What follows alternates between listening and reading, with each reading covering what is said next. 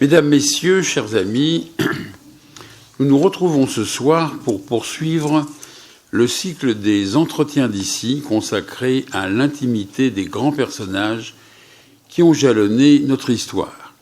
Cette fois-ci, la portée salvatrice de l'art sera évoquée à la lumière de la vie et de l'œuvre de Camille Claudel, sculpteur de génie au carrefour des XIXe et XXe siècles. Notre dernière rencontre était consacrée à la célèbre artiste Frida Kahlo, qui fut portée vers la peinture par un accident et de nombreuses souffrances physiques.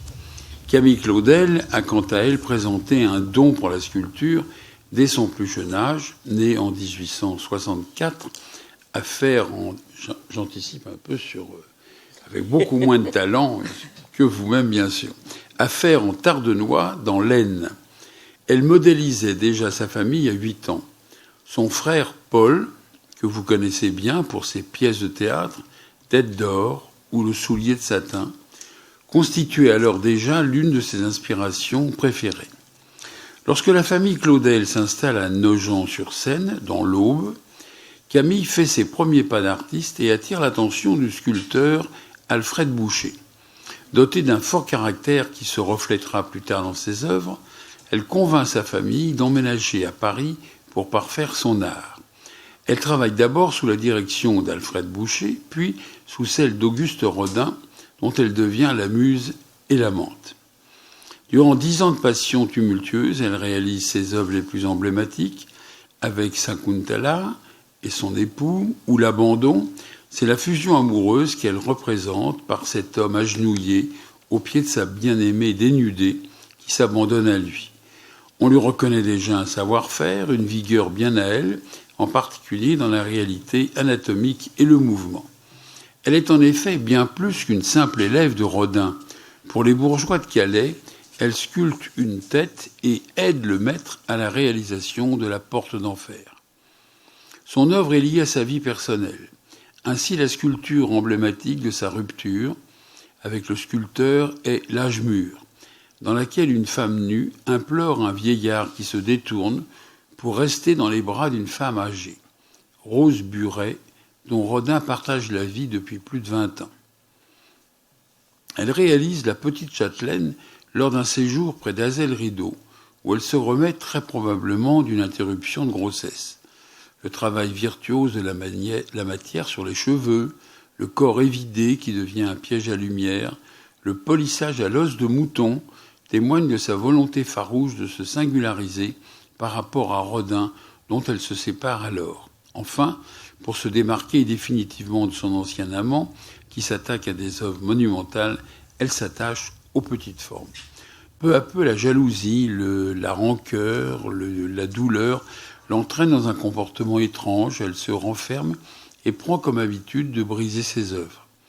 En 1913, à la demande de sa mère et de son frère Paul, elle est internée à l'asile de Villévrard, à Neuilly-sur-Marne. En 1914, elle est transférée dans le Vaucluse, à Montvalais, où les conditions d'internement sont extrêmement précaires. Elle refuse désormais de créer et meurt dans l'indifférence générale le 19 octobre 1943. Longtemps oubliée, ce n'est qu'en 1951 que Camille Claudel est mise à l'honneur dans une exposition au musée Rodin. Mais c'est surtout grâce à vous, Anne Delbé, qu'elle reprend vie avec votre ouvrage « Une femme », publié en 1982, Grand Prix des lectrices de Elle, traduit dans plus de 20 pays. Le film de Bruno Nuiten honore également sa vie et son travail. Depuis, des expositions dévoilent l'œuvre exceptionnelle de la sculptrice et en mars 2017, le musée Camille Claudel ouvre à Nogent-sur-Seine, où elle a fait ses premiers pas en tant qu'artiste. Anne Delbé, vous êtes une passionnée de la fratrie Claudel. Maintenant que j'ai bavardé avec vous, je pourrais peut-être tout réécrire. Quand vous pénétrez pour la première fois dans un théâtre, c'est pour assister à la représentation de Tête d'or de Paul Claudel, qui vous lie à jamais à cette passion.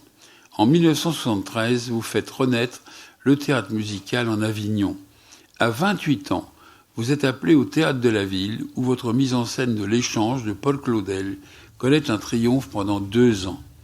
Une soixantaine de mises en scène suivent, dont on retient Phèdre de Racine à la Comédie Française, Don Giovanni de Mozart, la Traviata de Verdi, le Chevalier à la Rose Strauss, la trilogie de Racine, Andromaque, Bérénice, Phèdre, les Brigands de Schiller, l'Aiglon d'Edmond Rostand, Hernani de Victor Hugo et Tête d'or de Paul Claudel. Racine devient, dès 82, l'axe de votre travail, mais vous restez fidèle à l'œuvre de Claudel en écrivant votre livre consacré à Camille. Vous êtes par ailleurs la première femme à avoir été nommée à la tête d'un centre dramatique national, celui de Nancy. Nous sommes très heureux, honorés de vous recevoir aujourd'hui afin de partager votre passion pour Camille Claudel. Avant de vous laisser la parole, je vous rappelle que le prochain entretien ici se tiendra le jeudi 27 février avec l'écrivain, pianiste et productrice Ève Ruggieri qui vous fera redécouvrir Mozart. Je vous souhaite à toutes, à tous une agréable et enrichissante soirée.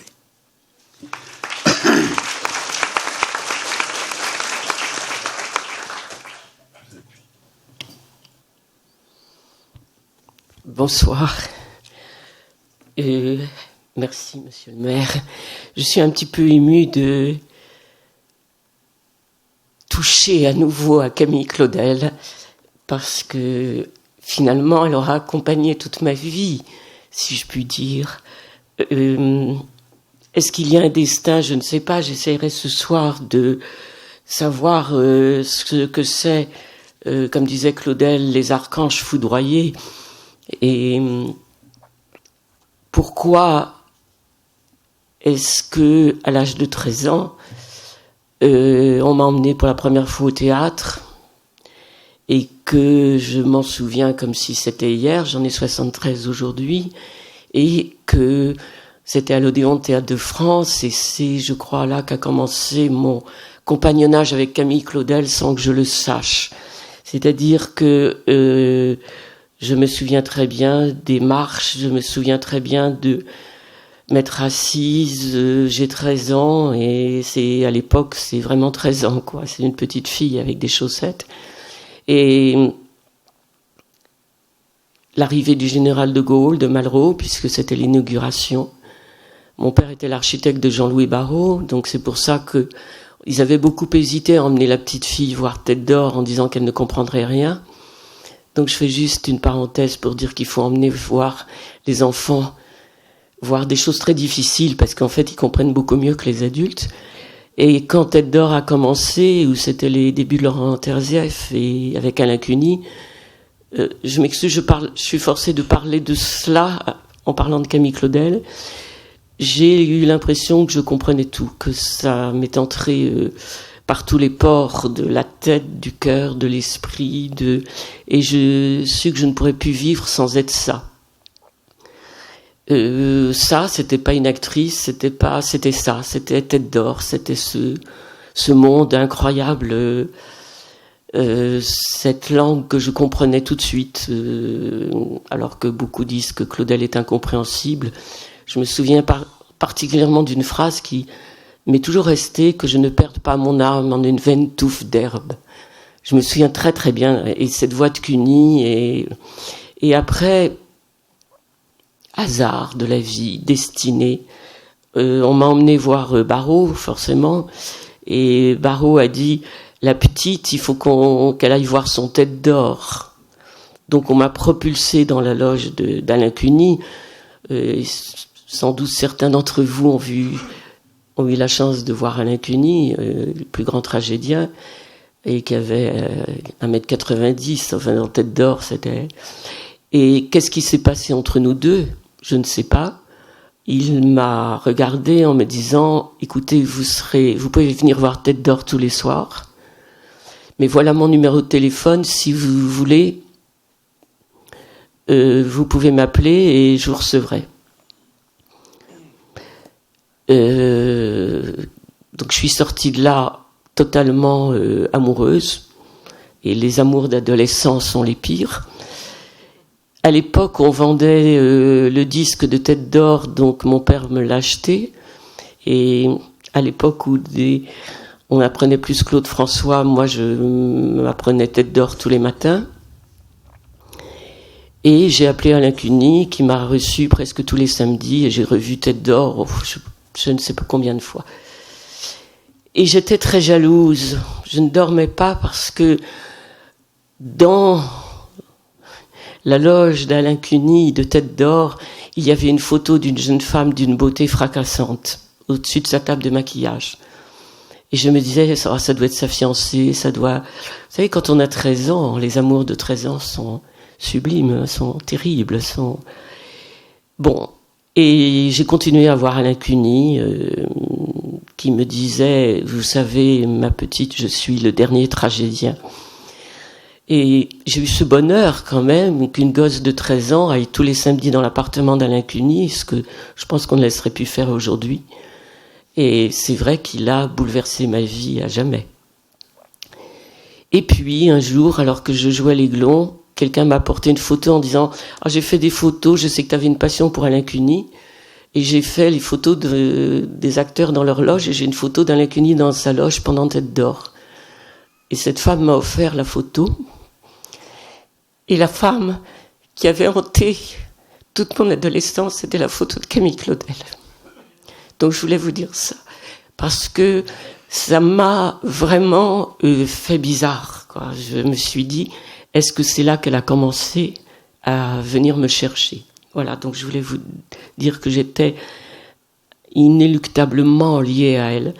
Aujourd'hui, c'est pour ça que je suis assez émue de reparler d'elle, parce que je pense que je n'ai pas voulu qu'elle m'accompagne, parce que ça a été ce livre qui a fait un best-seller, comme on dit, qui a fait ressortir les sculptures, et en plus tout le monde dit « Ah, tu es comme Camille Claudel, ah, tu es Camille Claudel ». Donc j'essayais comme ça de sortir un peu de cette comparaison, parce que d'abord il n'y a pas lieu d'avoir du tout une comparaison, puisque c'est un immense sculpteur, mais plus j'ai vieilli, plus finalement je l'ai retrouvé. Donc voilà, je suis très émue de ce soir d'essayer de vous donner un tout petit peu ce que je pense de ce génie, de sa traversée humaine et surhumaine. Et alors je suis, comme je vous l'ai dit, je suis pas très universitaire, mais je vais essayer de suivre quand même un petit chemin. Je vais d'abord vous dire que ce livre qui a révélé Camille Claudel a été un malentendu, et c'était très difficile. Il faut se dire qu'à l'époque, personne ne savait qui était Camille Claudel. Enfin, comme vous l'avez dit, monsieur le maire, il y avait eu une exposition dans les années 50, mais on n'en parlait plus du tout. Et comme j'étais devenue très amie avec les Claudel à cause de l'échange, à cause de Barrault, à cause d'un tas de choses, Pierre Claudel m'avait dit « Vous devriez parler de Camille ». Mais c'est surtout parce que j'ai toujours été,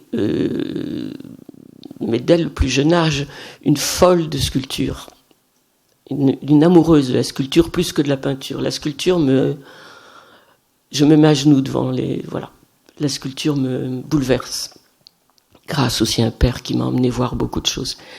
Et en arrivant au château de Brangue, donc dans le château de Claudel, la grande maison de Claudel à Brangue, où je faisais les rencontres internationales sur Claudel, j'ai vu cette sculpture dans le hall qui était la vague, et j'ai dit à Pierre Claudel, qui vivait encore à l'époque, donc on est dans les années 78, il allait mourir d'ailleurs l'année même, j'ai dit mais c'est qui ce sculpteur? Et il me dit c'est Camille Claudel. Et comme je connaissais vraiment, vraiment l'œuvre de Paul Claudel, puisque, autre anecdote, au lendemain de Tête d'Or, j'ai dit au professeur de français, mais c'est qui Claudel? J'ai vu quelque chose d'hier. Et elle m'a répondu cette phrase terrible. Claudel, c'est ennuyeux, catholique et illisible. Et j'étais tellement en colère, mais vraiment en colère, qu'elle a dit, écoutez, vous avez l'air tellement possédé, vous n'avez qu'à faire d'ici quelques semaines un cours sur Claudel. Et c'est comme ça que toute seule, j'ai lu, et j'ai fait un cours sur Claudel, en épinglant les photos de Tête d'Or partout dans la classe. Donc mon amour pour Claudel est indissociable de Camille. C'est pour ça que je dis que mon livre a été un malentendu, puisqu'il a déchaîné, malheureusement, haines, comme dirait Claudel, des haines sur le frère qui aurait laissé sa sœur internée pendant 30 ans. Donc je pense que quand il y aura un débat, je pourrais vous répondre là-dessus. Alors, ce qui est curieux quand même, c'est que à ce moment-là, quand j'ai vu cette sculpture, Pierre Claudel m'a dit « Mais c'est vrai que vous devriez parler de Camille Claudel, parce que vous avez l'air tellement, vous connaissez tellement mon père. » Et j'ai dit « Bah oui, elle est dans toutes les œuvres de Paul Claudel. Elle est l'ombre féminine, elle est, comme disait un des jésuites, le Christ noir de Paul Claudel. » Pourquoi ? Parce que Tête d'or, la princesse, c'est Camille Claudel. Comme dira Claudel plus tard, à chaque fois que je pense à ma sœur, je pense à l'image de la sagesse. Or, la princesse, dans Tête d'or, devient la sagesse qui se tient à la croisée des chemins pour tendre sa main, pour demander l'amour que les hommes lui refusent. Donc, petit à petit, quelque part, c'est Paul Claudel qui m'a donné toutes les énigmes sur sa sœur, si je puis dire. Et puis, comme je connaissais bien les Claudel, ils ont, donc je redis que personne ne connaissait du tout, enfin, sinon quelques-uns, très peu. Ils m'ont dit, bon, écoutez, je ne sais pas ce que vous allez parler de notre pauvre tante, mais enfin, on va quand même vous donner les lettres qu'elle a écrites de l'asile de Montwerk. Donc j'avais les lettres pour débuter et l'œuvre de Paul Claudel, pour aller à la recherche de Camille. Je ne savais pas qu'elle m'avait déjà trouvé à l'époque. Sur mon livre, il y aura sûrement des questions sur la femme, c'est pour ça la femme artiste, mais j'en parlerai tout à l'heure, puisque justement aujourd'hui il y a tellement de discussions sur la féminisation des mots, sur les femmes, les hommes, donc ça on en parlera après parce que elle est au-delà de ça. Donc je vous parlerai de Camille comme je parlerai, si je veux, et c'est pour ça que j'ai demandé à Valentin Fruitier de temps en temps vous faire entendre des textes de Giacometti ou des textes d'Artaud ou de Van Gogh pour vous faire comprendre que c'est pas parce que Camille Claudel était une femme qu'elle était névrosée, folle et qu'elle a été vers l'échec. Pour présenter Camille, je trouve que, je sais bien que maintenant tout le monde la connaît, mais je trouve que la plus belle présentation, parce que peut-être certains, non, on a une photo d'elle, la photo de Nadar, je ne sais pas si elle était là au début, je n'ai pas regardé, donc ça serait bien qu'on ait la photo, voilà, ça a commencé par cette photo qui était dans le bureau des Claudel. Et moi, j'avais d'abord vu la sculpture. Je suis d'abord tombée amoureuse de Camille par la sculpture. Puis après, j'ai dit, mais qu'est-ce qu'elle est belle. Et ça a commencé par ça. Et donc, comme je vous disais, par les textes de Claudel. Et surtout ce texte, parce que finalement, Paul Claudel a écrit 2 textes, absolument. Il a écrit toute son œuvre est autour de Camille Claudel. Je vous le dis, je vous ferai entendre des bouts de pièces sur Camille, mais il a écrit 2 textes spécifiques sur Camille, et un des premiers, que je ne vais pas vous lire en entier, mais quand je suis tombée sur ce texte, je pense qu'il n'y a aucune description plus grandiose de Camille. Mon petit Paul, le son de ma voix seul est parvenu jusqu'à elle, parvenu du plus loin que le moment présent, et une fois encore, dirais-je qu'elle répond que c'est elle, maintenant, qui m'appelle. Je m'excuse, je suis toujours un peu émue parce que c'est moi qui ai l'impression qu'elle m'appelle toujours, maintenant. Je l'entendrai à travers la distance interposée. Mon petit Paul, c'est fini. Sur l'oreiller de ce lit d'hôpital, il n'y a plus sous le vague bonnet que ce crâne, comme un monument désaffecté dont se révèle à moi toute la magnifique architecture. Le Dieu, à la fin, solennellement, se dégage des injures du malheur et de la vieillesse. Camille Claudel. Je la revois, cette superbe jeune fille, dans l'éclat triomphal de la beauté et du génie, et dans l'ascendance souvent cruelle qu'elle exerça sur mes jeunes années. Elle était magnifique. Elle venait d'arriver à Paris, un front superbe, surplombant des yeux magnifiques, de ce bleu foncé si rare à rencontrer ailleurs que dans les romans, ce nez où elle se plaisait plus tard à retrouver l'héritage des vertus. Cette grande bouche, plus fière encore que sensuelle, cette puissante touffe de cheveux au burn, le vrai châtain que les Anglais nomment, qui lui tombait jusqu'aux reins, un air impressionnant de courage, de franchise, de supériorité, de gaieté. J'y tiens beaucoup, retenez ça. Camille était quelqu'un de gai, quelqu'un qui a reçu beaucoup. Et puis, juillet 1913, il a fallu intervenir. Les locataires de cette vieille maison du quai Bourbon se plaignaient. Mais qu'est-ce que c'était cet appartement du rez-de-chaussée aux volets toujours fermés?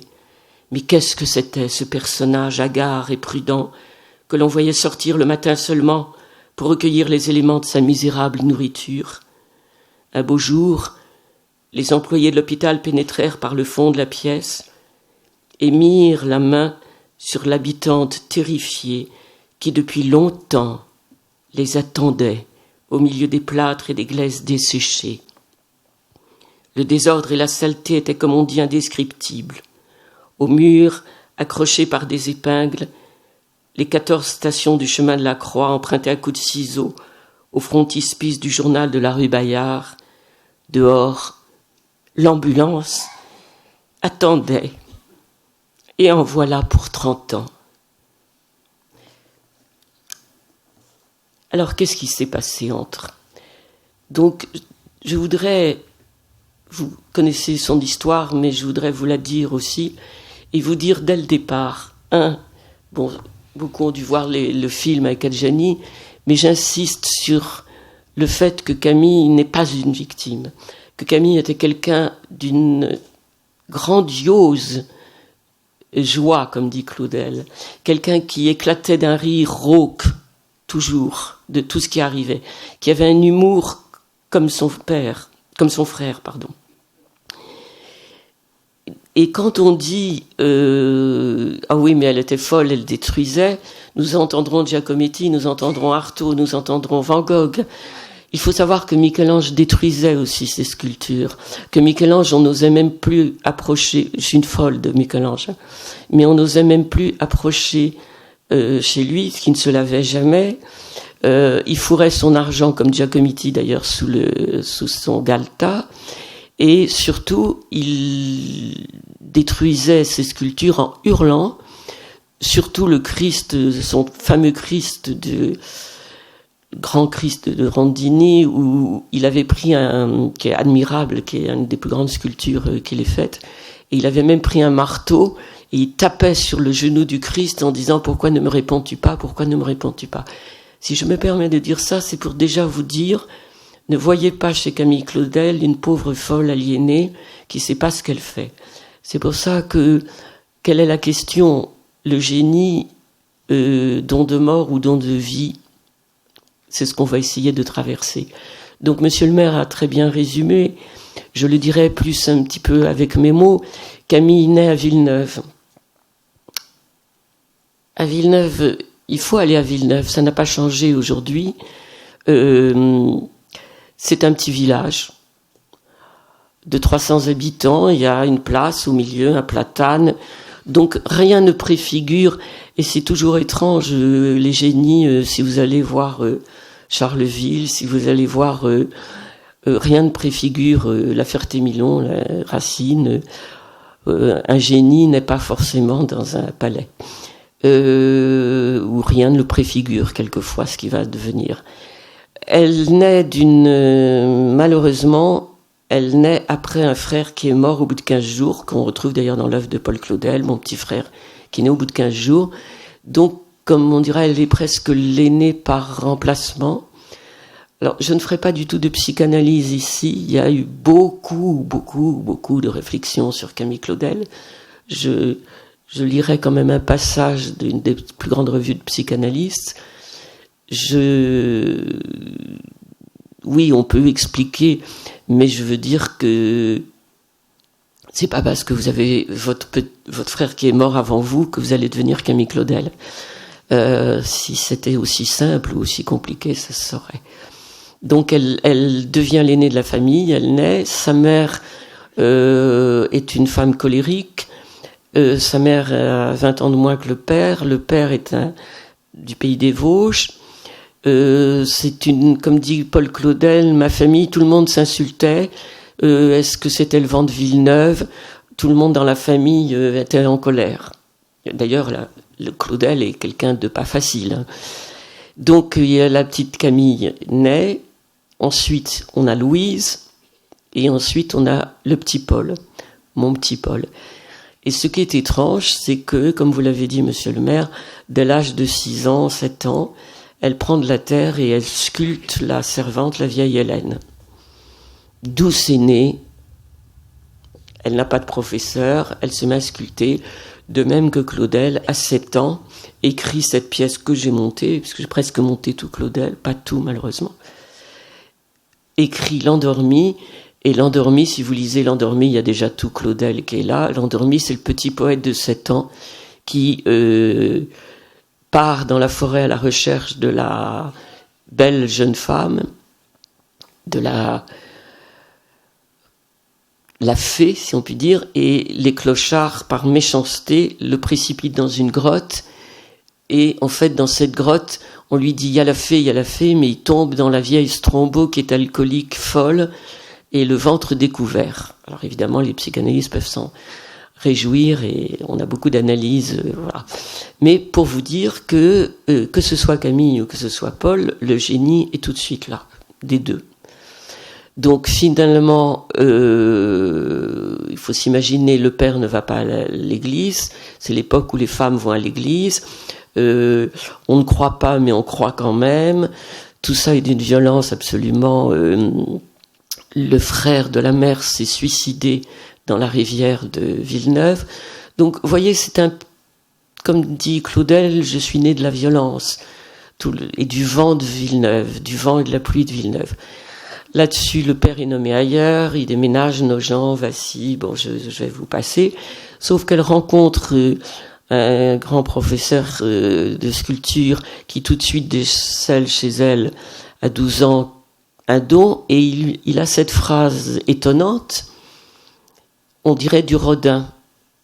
Rodin n'est absolument pas connu encore à l'époque, hein. Comme vous le savez, Rodin aura plus de 20 ans de plus qu'elle. Rodin n'est pas connu. Elle a fait un Bismarck, vous voyez, comme modèle pour une petite fille. Et ce professeur dit, mais c'est vraiment curieux. Et donc, il dit au père, elle a vraiment du talent, elle a du génie. Et là, la petite fille, comme dira Claudel, qui a une volonté terrible, force presque son père à aller à Paris pour faire de la sculpture. Ce qui est quand même sacrément fort. Alors, vous savez, je m'énerve un peu quelquefois parce qu'on dit les femmes on n'a rien pu faire et tout. Je suis désolée, depuis 20 siècles, les femmes, quand elles ont voulu faire des choses, elles les ont toujours fait. Il ne faut pas oublier, se dire qu'il y a des femmes qui ont toujours révolutionné, forcer le destin sans attendre qu'on leur donne la permission, et c'est comme ça que le monde change, heureusement.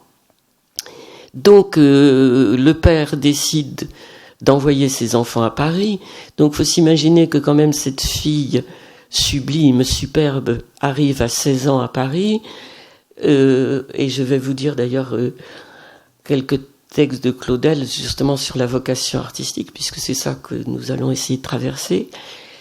Il est persuadé que Louise sera une grande musicienne et il est persuadé que Paul sera un grand poète. Sauf que Claudel, pour lui, c'est une catastrophe totale, comme il le dira. C'est parce qu'il arrive à 13 ans à Paris. Ceux qui ont entendu la voix de Claudel, c'est vraiment pas une voix d'intellectuel. Je suis né à Villeneuve-sur-Fer en Tardenois. Il est très malheureux au lycée Louis-le-Grand dans une solitude épouvantable. Camille suit l'atelier Colarossi et, hasard de la vie ou destin, un jour le professeur ne peut plus donner des cours parce qu'il est nommé à la Villa Médicis, et il demande à Rodin, qui est jeune, enfin qui n'est pas connu encore, de venir le remplacer, et tout de suite se passe entre Rodin et Camille Claudel non seulement une reconnaissance artistique, mais une reconnaissance amoureuse, sexuelle. C'est-à-dire qu'il faut s'imaginer que Rodin commence à être connu, c'est le moment de l'homme qui marche, il fait scandale, il fait scandale, c'est pas ce qu'on dit avec Giacometti, et il faut se représenter cette mère qui est totalement enfermée, qui était à Villeneuve, dans sa campagne, dans cette maison attenante à l'église, qui se retrouve toute seule avec ses 3 enfants parce que le père n'a pas pu suivre, parce que le père a continué à avoir des postes qui ne sont pas à Paris. Donc cette pauvre femme, que j'excuse, si vous me permettez, parce que c'est trop facile de tout mettre sur la mère, se retrouve avec ses 3 enfants perdus dans Paris, avec une fille qui va devenir quand même la maîtresse d'un vieillard à barbe, d'un artiste qui fait de la sculpture. Rodin a eu une... Je veux pas, comme je veux pas passer la nuit avec vous, sinon, mais Rodin a eu une enfance très malheureuse parce que il dessinait tout le temps. Il est né rue Mouffetard, d'une famille pauvre avec un père qui le battait. Il dessinait et crayonnait lui aussi sans aucun apprentissage sur le journal qui entourait le... Et c'est sa sœur Maria qui l'avait énormément aidé, qui avait combattu le père pour qu'il puisse faire des études de sculpture et de dessin. Il avait vraiment été dans des difficultés épouvantables. Il avait eu comme jeune femme qui posait pour lui Rose, donc il était très lié à Rose, très très lié à Rose, dont il avait eu un fils, mais très jeune. Donc et en fait, il avait eu un drame absolu qui va agir dans sa vie, c'est que sa sœur était tombée amoureuse de son camarade. Là, je vous parle de Rodin, la sœur de Rodin, et le camarade n'avait pas aimé, avait laissé cette sœur, et cette sœur s'est laissée mourir d'amour, par amour, et Rodin avait été jeune, avait 20 ans, avait été tellement bouleversé de la mort de cette sœur qu'il avait voulu entrer dans les ordres. Donc, je vous parle de ça parce que vous voyez le lien avec Paul Claudel après. L'entremêlement épouvantable qui va avoir lieu dans la vie de Camille. Donc là, nous en sommes où Camille a rencontré Rodin, où il abandonne Rose qui l'avait vraiment aidé pendant la Commune, et Rodin commence à être connu. Pourquoi ? Parce que par les salons et par les femmes. Excusez-moi, monsieur le maire, mais les femmes ont beaucoup aidé les hommes, souvent à être célèbres. Et toutes ces femmes se remuent, et il commence à avoir des commandes, il devient célèbre, il prend un atelier, il devient de plus en plus célèbre, et il prend Camille Claudel avec lui, qui devient non seulement sa praticienne, parce qu'elle taille le marbre magnifiquement, et je reviendrai là-dessus, c'est-à-dire que, et avec Giacometti et Van Gogh, je parlerai des artistes en disant, mais arrêtez de dire que c'est des fous, il y a d'abord le travail, il y a d'abord l'artisanat. C'est-à-dire que on voit un film sur Mozart où Mozart n'arrête pas de rigoler, etc. Sauf qu'on oublie que Mozart, il passait son temps à écrire de la musique. Camille Claudel passait son temps à sculpter. Van Gogh et Giacometti, on entendra passer son temps à dessiner. C'est-à-dire, et c'est pas, on a comme ça l'impression que c'est des gens,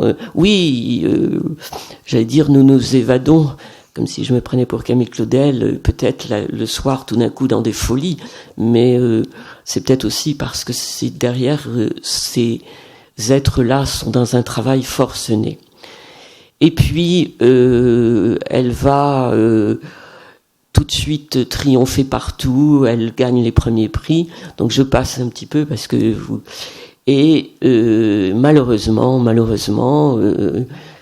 elle n'a pas de commande, en fait, elle n'a pas de commande, alors que Rodin a les commandes dans des difficultés énormes, les portes de l'enfer. Il se débat, je vous passe les 15 ans de vie commune avec Camille Claudel, où elle n'a pas cessé de l'aider, et où Rodin n'a pas cessé d'essayer désespérément de dire, mais il y a un grand sculpteur, mais incapable, dans l'impossibilité de lui faire avoir des commandes. Parce qu'on ne commandait à Rodin, mais on ne commandait pas à Camille Claudel, et même on n'a pas voulu de commander le monument de Villeneuve à Camille. Donc c'est un épuisement. Double épuisement aussi, c'est que Camille Claudel, vous savez, j'ai eu un cousin sculpteur, qui est mort d'ailleurs d'épuisement, parce que c'est terrible, la sculpture. Et c'est lui qui m'a fait vraiment comprendre. D'abord, c'est un art d'une grande solitude, et c'est un art qui manie la matière, et la matière s'affaisse. Et c'est quelque chose comme si on perdait sa mère. Excusez-moi de dire ça, mais il m'avait dit ça. Et j'ai compris, là, près de lui, cette lutte contre la matière qui, à chaque fois, s'en allait. Ça m'avait bouleversé, et vous entendrez la lutte de Giacometti aussi avec ses sculptures. Et donc, Camille, le problème aussi, c'est qu'il faut de l'argent, il faut de la terre. Et Jean-Pierre, mon cousin, quand on avait été visiter à Villeneuve, chez le neveu de Camille, les sculptures de Camille, il avait vu la dernière sculpture de Camille, qui était la sculpture de son frère à 37 ans. Et Jean-Pierre, en arrivant, a dit « Oh, quelle horreur, elle avait plus assez de terre !» Je lui dis « Mais tu veux dire quoi ?» Et il me dit « Ça se voit tout de suite, quand un sculpteur retravaille tout le temps la même terre, il ne peut plus arriver à maintenir ce qu'il est en train de faire. » Je vous dis ça pour vous dire que l'épuisement de Camille est un épuisement d'abord d'artiste, sans commande. Qu'est-ce qu'on peut faire sans commande ? Qu'est-ce qu'on peut faire ? En plus, il faut à l'époque, les femmes n'ont pas de modèle. Quand elle fait poser des hommes, c'est pas évident. Elle peut pas se procurer le marbre, elle peut pas se procurer. Et peu à peu, ça va être aussi un épuisement de femme, parce qu'elle vieillit. On sait, et les Claudel avaient été très choqués, parce que à travers les œuvres de Claudel, j'avais dit, mais elle s'est fait avorter. Elle a perdu un enfant. Et les Claudel m'ont dit, mais comment vous le savez ? C'est interdit de le savoir. J'ai dit, parce que Claudel, dans l'échange, qui est l'Échielle-Bernon, il parle dans des entretiens en disant l'Échielle-Bernon est un peu à l'image de ma sœur, l'âme est perdue, et donc elle va s'épuiser aussi sur cette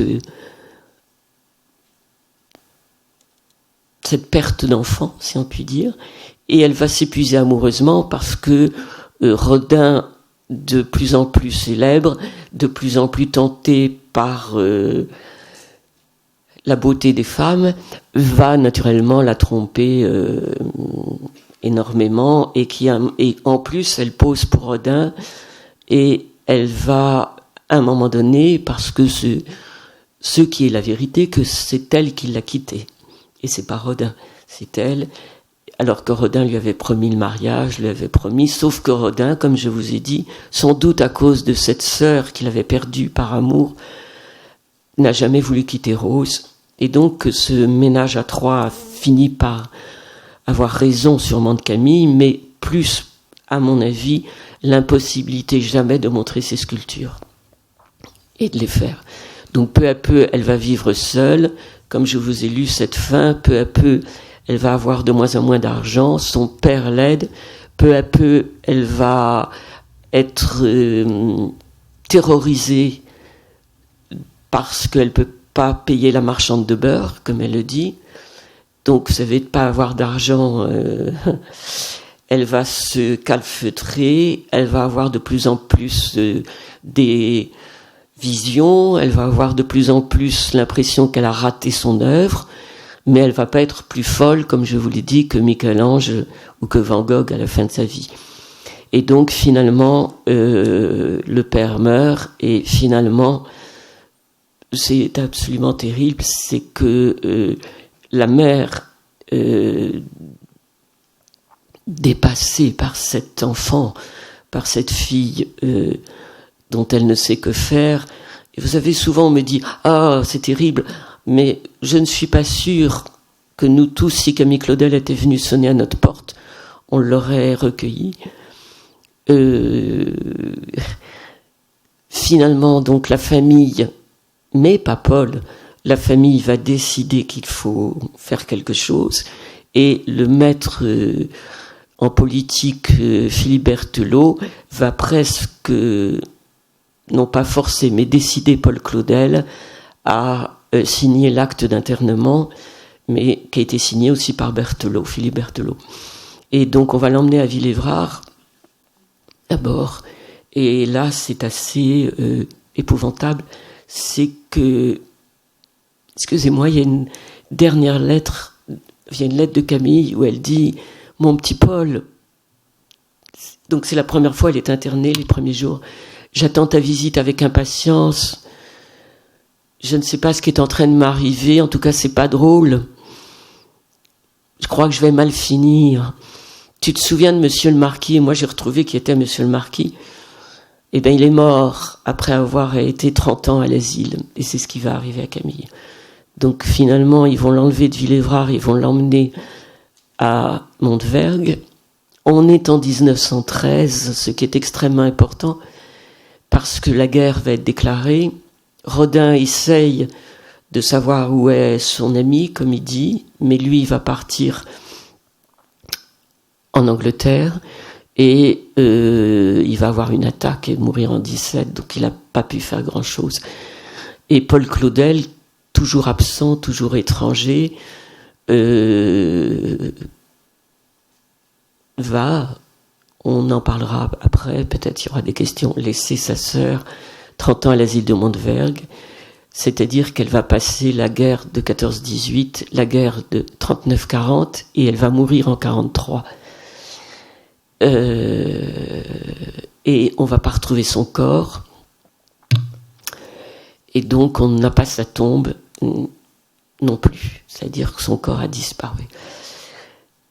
Ce qui est absolument extraordinaire, c'est que, en vieillissant moi-même, je me suis dit, mais comment cette femme, elle m'est de plus en plus chère, parce que je pense que c'est devenu justement une archange foudroyée, mais on va parler justement de là.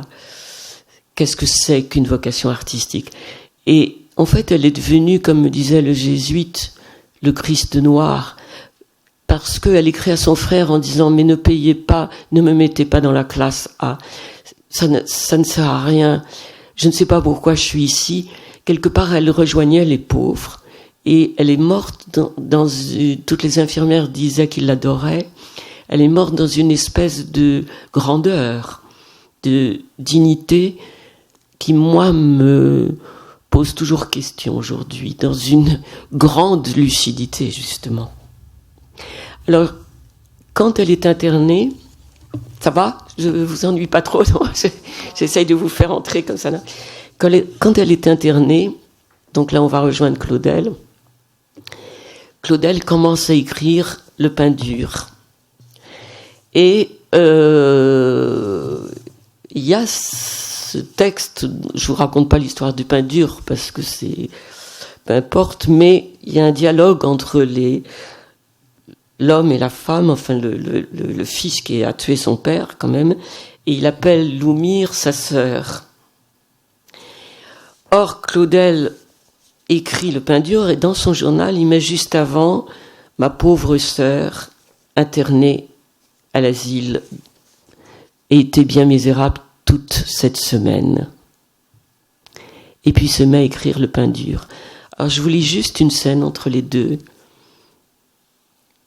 Donc entre Louis, qui est l'image de Claudel, et Loumire. Je fais donc bien de te laisser aller. Non, frère. Donc imaginez, il écrit ça un mois après l'internement de Camille. Même si ta vie est longue, tu ne trouveras plus une occasion de la donner pour celle qui se donnait à toi. Loumire, la consigne est de vivre, dit Louis. Et Camille, la mienne est de mourir. Bassement, ignoblement, entre deux employés mécontents de s'être levés de si bonne heure. Une lanterne, une nuit de pluie comme il y en a là-bas, cette pluie qui n'en finit pas, sans aucun espoir. C'est une jeune fille qu'on va pendre à une barre de fer entre les deux murs d'une prison. Adieu. Louis, sans aucun espoir? Elle, oui. Adieu, sans aucun espoir dans le ciel et sur la terre. Il faut savoir que 10 ans après, durant son internement, elle écrit à son frère en disant voilà 14 ans que j'ai été réveillée par deux employés mécontents qui sont venus m'arrêter. Donc vous voyez qu'il a vraiment... Il raconte là comment ça s'est passé l'internement de sa sœur. C'est assez terrible.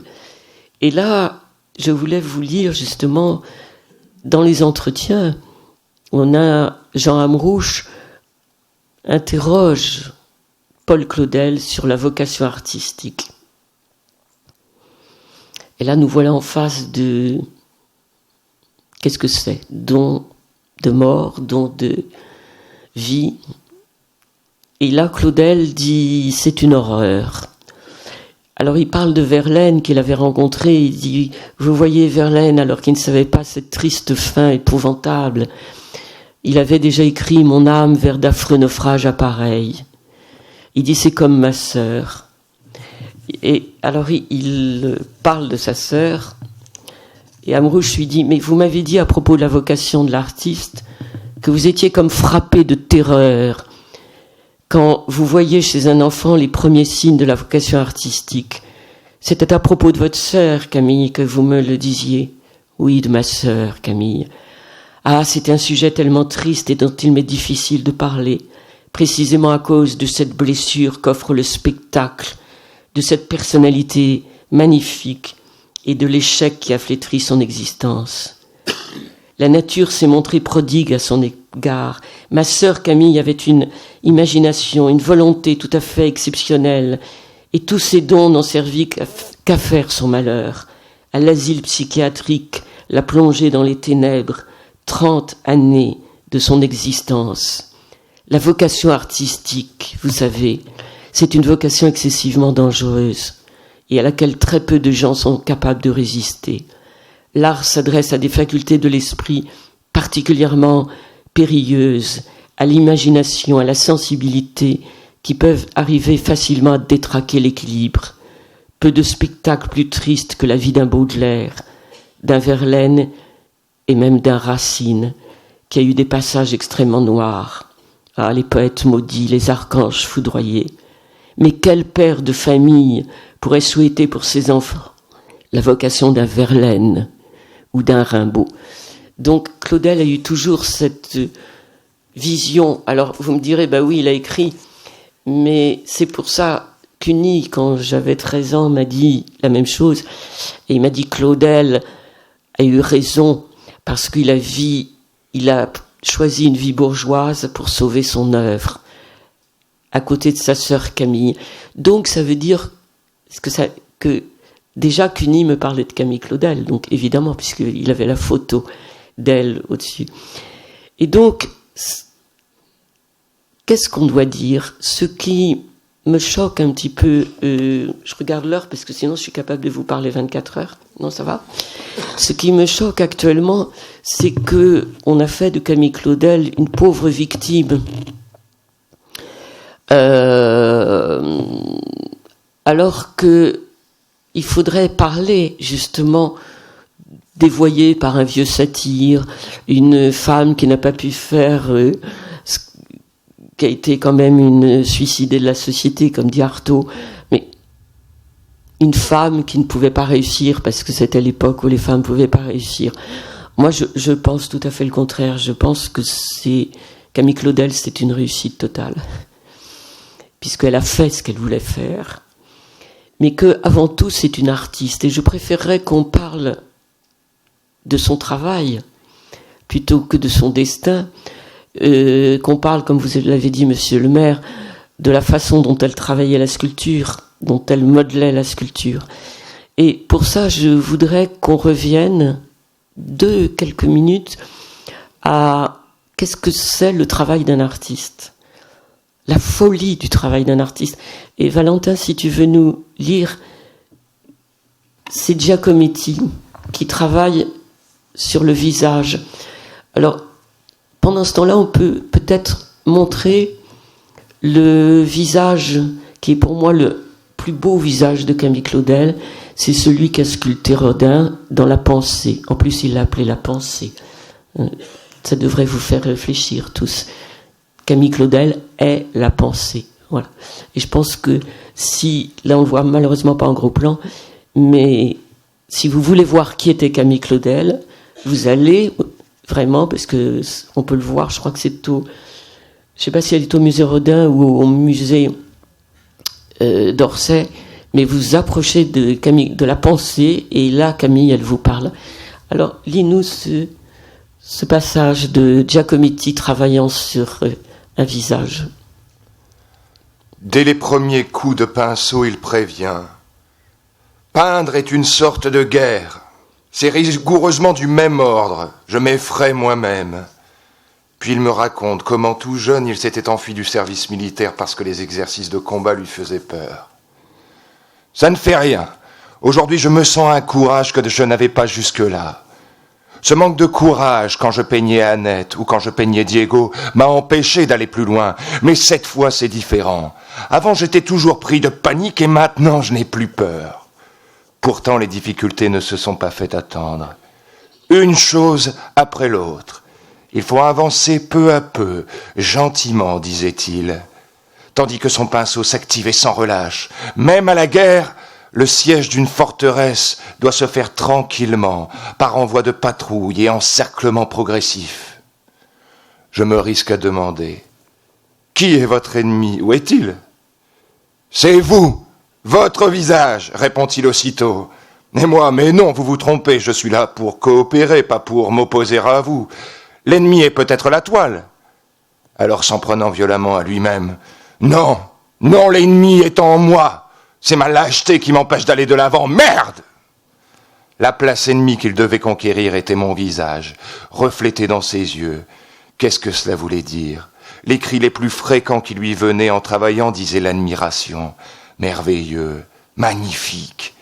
Il n'y avait évidemment pas lieu d'en tirer vanité. Sartre comme Genet ont écrit leur surprise de s'entendre dire qu'ils étaient beaux quand ils posaient pour Giacometti. Pour lui, tous les sujets sont merveilleusement beaux. Mais il disait tout aussi fréquemment « c'est effrayant, impossible de s'approcher » ou encore « incroyable, je n'ai jamais vu ça ».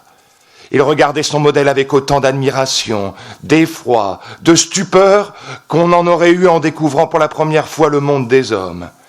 Éprouvant devant moi l'horreur de se trouver soudain à minuit enfermé dans sa chambre avec un inconnu, se demandant pourquoi cet être existe plutôt que le néant, il essayait de dessiner une existence qui n'est pas le néant, mais à laquelle le néant demeurait accroché. Quand je parle avec vous au café, je sais que vous êtes Yanaïra. Mais dès que je suis au travail, je ne vous connais plus, c'est curieux, disait-il. Son souhait n'était pas d'utiliser mon visage pour faire un beau tableau, mais de faire, au contraire, du tableau le moyen de peindre mon visage, ou plus exactement, de le peindre tel qu'il le voyait, exister dans l'espace, c'est-à-dire sans apporter à ce qu'il voyait la moindre modification, ni augmentation, ni diminution. Il ne suffit pas de peindre l'espace autour du visage, disait-il. L'espace est partout, à côté du nez, sous les yeux, au-dessus des joues. Il faut peindre partout. Il disait aussi, je dois peindre l'espace qui est devant le visage et celui qui est derrière la tête. Ce qui revenait à prendre le sujet dans ses 3 dimensions, comme un volume avec des arrondis.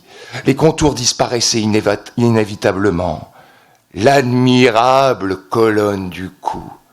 Où commencent les joues? Où finit le menton? Je n'en sais rien. Donc, on peut ajouter à ça ce que dit Claudel sur sa sœur. Camille prenait sa vocation au sérieux, tout autant qu'on pouvait le faire du temps de Donatello et de Jacopo Quercia. L'enseignement précieux de Rodin ne fit que l'éveiller à ce qu'elle savait et lui révéler sa propre originalité. Mais la différence entre les 2 tempéraments se manifeste dès le début. La science du modelé est égale chez l'un et chez l'autre, mais ma sœur l'a acquise, non seulement par un labeur acharné d'après nature, mais par des mois d'études anatomiques et de dissection. Elle s'amusa à copier en terre tous les os du corps humain. Elle se passionna pour le geste animal, comme le montre l'étonnant chien rongeant un os, qui figure à cette exposition. Pendant longtemps, elle ne se sépara pas d'un crâne de rhinocéros qu'elle étudiait et qu'elle emportait avec elle comme une valise. Mais c'est par, comment dire, les 2 pôles de la conception artistique qu'elle se distingue essentiellement. Donc, je voulais vous parler de ce travail, de ce labeur acharné. Je pense que c'est plus, qu'est-ce qu'ils recherchaient tous? Qu'est-ce qu'ils recherchaient? C'est ça la grande question qu'on doit se poser. Qu'est-ce qui, chez un artiste, fait qu'à 6 ans, à 7 ans, est-ce qu'il a entrevu quelque chose? Et il part toute sa vie à la recherche de ce qu'il n'atteindra pas. J'ai choisi parce que, vous voyez, en parlant de, comme dit Artaud, et surtout Alain Cuny, il dit que les artistes, en fait, contrairement à Claudel, parce que Claudel pense que il faut empêcher tout enfant à la vocation artistique parce que ça devient des damnés, sauf qu'il a fait de Camille Claudel sa Béatrice, un peu Claudel, puisqu'il a écrit une ode à Dante où Béatrice boite. Or, vous savez ou vous ne savez pas que Camille Claudel boitait. Elle avait un pied-beau, ce qui est quand même une chose insensée. Donc, sans doute, la recherche de la beauté était encore plus forte chez elle. Et j'ai pensé, parce que Cuny parle comme ça, si on a le temps, je lirai quelques lignes de Cuny sur les artistes, qu'au contraire, je pense que c'est eux qui nous sauvent du monde, parce qu'ils nous obligent à lever les yeux, à regarder, mais à regarder même un pauvre visage humain, c'est ça, et à y trouver de la beauté. Et je pensais à ces phrases, qu'est-ce que c'est ce désir de trouver l'indicible? En fait, ça rejoint, je me disais, ça rejoint un petit peu Saint Jean de la Croix, et Cuny parle aussi de Saint Jean de la Croix, c'est sans appui et avec appui, sans lumière, en l'obscur vivant, tout entier me vais consumant. Bien que je subisse la nuit, au sein de cette vie mortelle, mes souffrances ne sont point telles, car si la clarté me trahit, je possède la vie du ciel, car l'amour de pareille vie plus va sans cesse s'aveuglant. Vous voyez, c'est-à-dire, je crois que plus Camille Claudel voyait ce qu'elle voulait faire, plus, comme Michel-Ange qui tapait sur son Christ, plus elle n'arrivait pas à toucher cette matière pour la transcender. Si tu nous lis juste quelques lignes de ce que dit Artaud sur Van Gogh, c'était pour que vous compreniez qu'on étaye un petit peu après notre discussion pour éloigner ce malentendu, simplement une femme. Ah, c'est parce qu'elle était une femme. Je pense que c'est beaucoup plus grave que ça. Et d'ailleurs, petite anecdote, mon livre est un malentendu, double malentendu, parce que je l'avais appelé une femme. On a cru que c'était un manifeste féministe. Je ne vais pas vous parler de mon féminisme ou ma féminité, je ne sais pas comment on peut dire. Je l'ai appelée une femme parce que j'avais lu un livre d'Oriana Fallaci sur un résistant qui allait être fusillé par les colonels grecs et qui se demandait « Mais qu'est-ce que je peux dire comme dernière parole qui restera de moi ? Qu'est-ce que je voudrais qu'on dise de moi ?» Et en marchant au peloton d'exécution, il dit « Je voudrais qu'on dise « C'était un homme ». Et tout d'un coup, en lisant ça, je me suis dit « Ah oui, c'est terrible, un homme qui meurt, on peut dire « C'était un homme », c'est-à-dire un héros, un pur, un saint, De Gaulle, Malraux, je ne sais pas.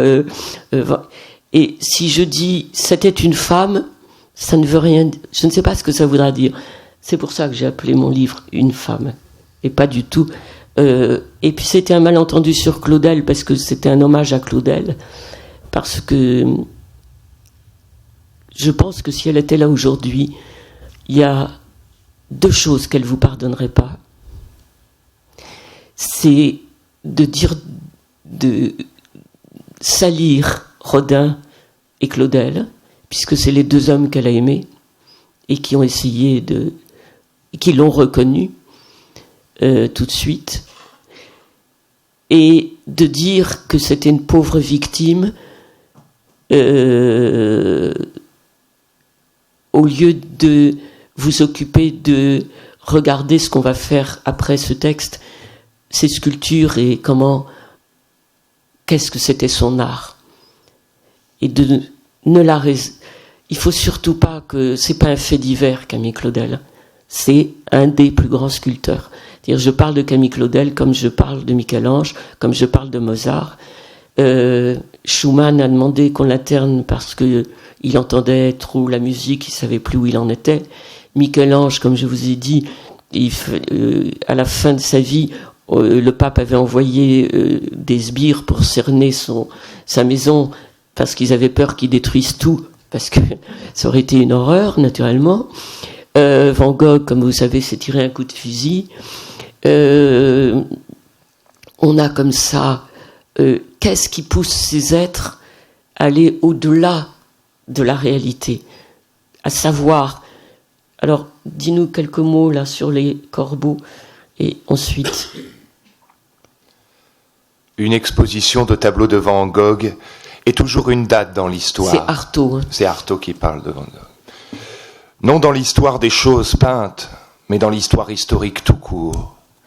Car il n'y a pas de famine, d'épidémie, d'explosion de volcans, de tremblements de terre, de guerre, qui rebroussent les monades de l'air, qui tordent le cou à la figure torve de Fama Fatoum, le destin névrotique des choses, comme une peinture de Van Gogh, sortie au jour, remise à même la vue, l'ouïe, le tact, l'arôme sur les murs d'une exposition, enfin lancée à neuf dans l'actualité courante, réintroduite dans la circulation.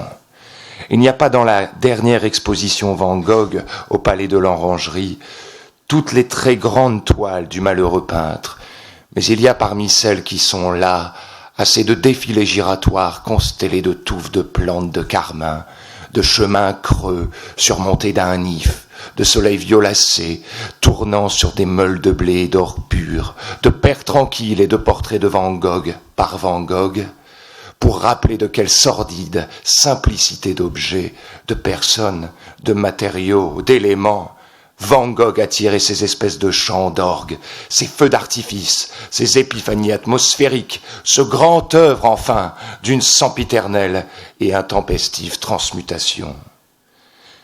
Ces corbeaux, peints 2 jours avant sa mort, ne lui ont, pas plus que ces autres toiles, ouvert la porte d'une certaine gloire posthume, mais ils ouvrent à la peinture peinte, ou plutôt à la nature non peinte, la porte occulte d'un au-delà possible, d'une réalité permanente possible, à travers la porte par Van Gogh ouverte d'une énigmatique et sinistre au-delà.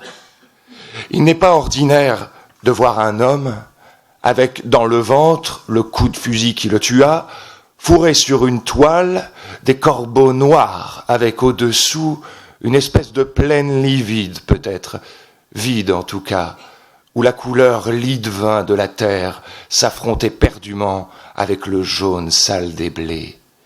Mais nul autre peintre que Van Gogh n'aura su comme lui trouver, pour peindre ces corbeaux, ce noir de truffe, ce noir de gueuleton riche, et en même temps comme excrémentiel des ailes des corbeaux surpris par la lueur descendante du soir. Et de quoi en bas se plaint la terre sous les ailes des corbeaux fastes?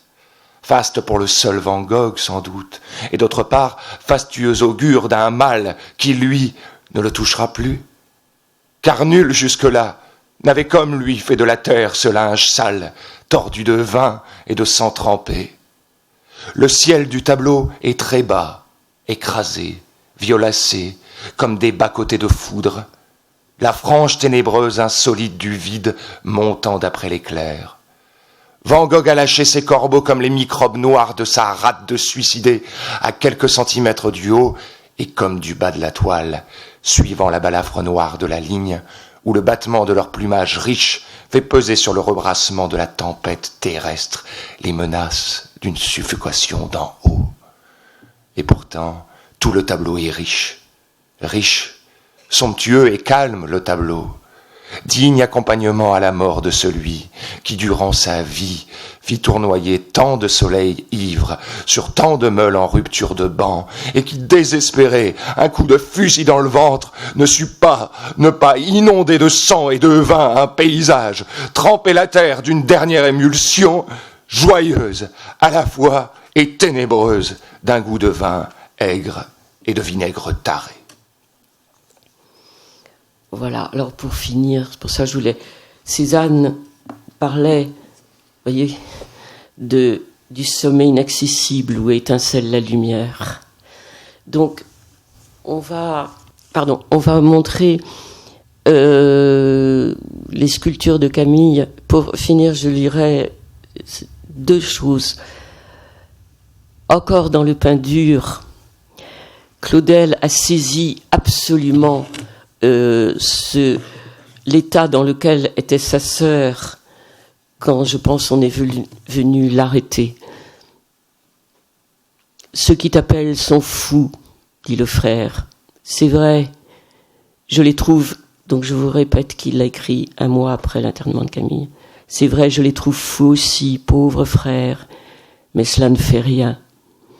Que celui est horrible, et cette pluie depuis 8 jours qui n'en finit pas, cette grande maison ravagée, dépossédée de ses maîtres, ce mur nu, ce Christ déposé, attendant que quelqu'un l'enlève, et tout cela pendant si longtemps, qui fut toute la joie et toute l'espérance de l'humanité, maintenant descendu, déposé contre le mur, on l'a oublié là, que je suis seul ici, grand Dieu, que je suis seule ici et que je m'y sens étrangère.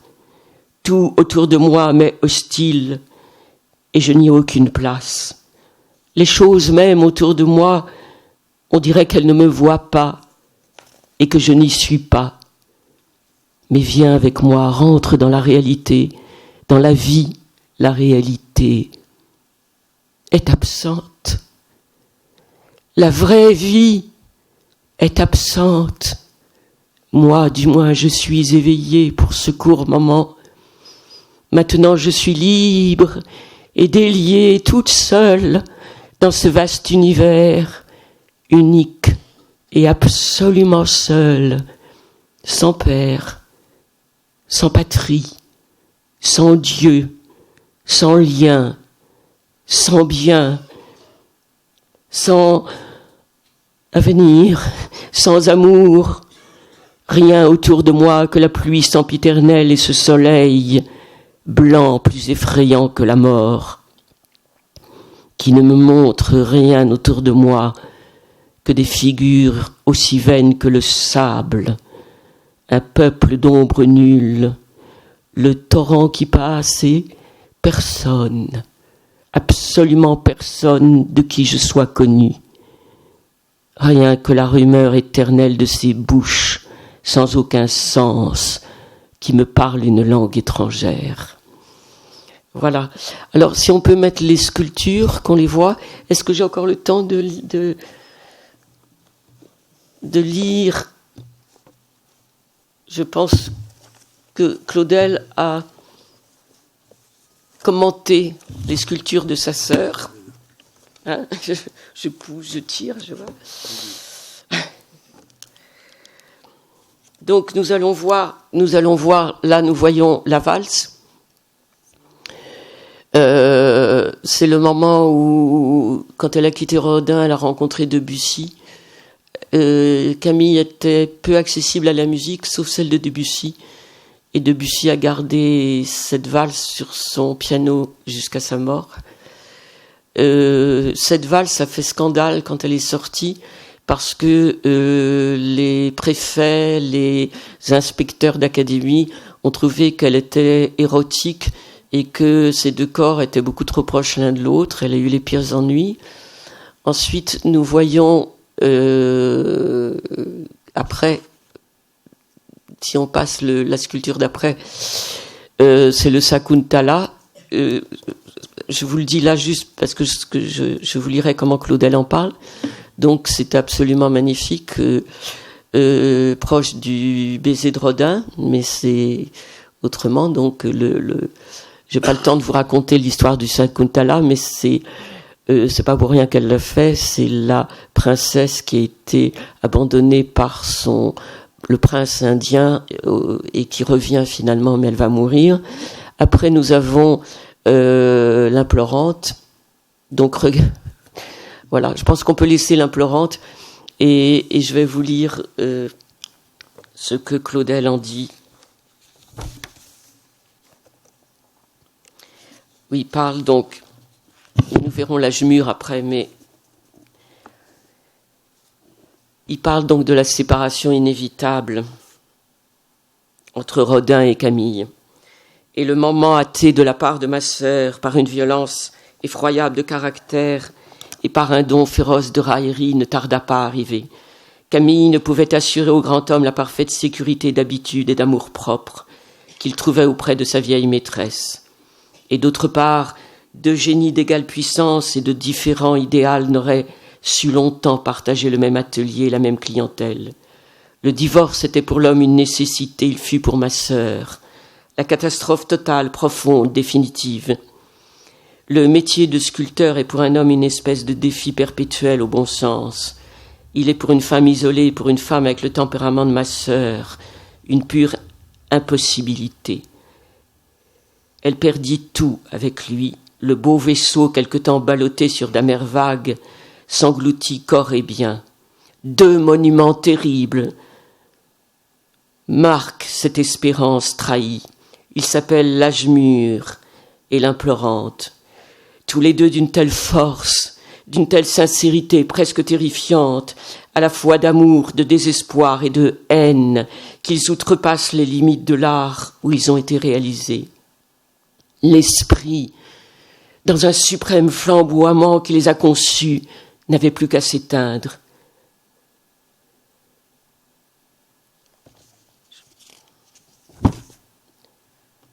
Œuvre étonnante, inouïe, sans parenté. L'âge mûr, cette forme capitalisée du destin, cette revendication de l'habitude au profit de la suite. Voici que de par derrière et par dessous, vous le verrez juste après, voilà, soulevant l'échine, arceau de ce bras, qu'est-ce qui se passe? Surgit vigilant, menaçant, le poing fermé, ce passé, à qui le vacillant héros demande le moyen de se redresser vers l'avenir. On en a assez de la jeunesse, on en a assez de la grâce, on en a assez de l'inconnu, on en a assez de cet inconnu trop connu à genoux et qui a la prétention de nous garder pour elle, comme si c'était tolérable d'appartenir. Tout ce que le génie exigeait et nous faisait payer cher, voici par devant, surgissant de par derrière, la commodité qui nous le propose, la commodité avec ses jambes maigres, son ventre flétri et ses mamelles avalées, tous les avantages de la facilité du procédé, de la formule. Un moment pétrifié, un regard pétrifié, une situation pétrifiée, ce qu'il aurait fallu de pages à une partition, de scène à un drame, de chapitre à un roman pour nous l'entrer dans le miroir, le miracle de la simultanéité, d'un seul coup en plein visage nous le fulgure. Le corps, après tout, en sait autant que l'âme. Le détail de l'anatomie vaut celui de la psychanalyse. Une texture à l'infini par derrière celle des formes. En avant, maintenant, dur compagnon, le vent souffle, il faut en profiter. Le vent souffle et le grappin est largué. Obéis à ce poids qui t'entraîne. Arrache à cette boue quel élément de ton art, ses pieds, ses mains de boulanger. Et la femme, cependant, la jeune fille, plutôt, cette âme nue, cette jeune fille, à genoux, l'ai-je oublié dans mon commentaire? Ah, laissez-moi, par un retour sur moi-même, n'y voir qu'anima dans cette composition dont le lien est fait d'une rupture.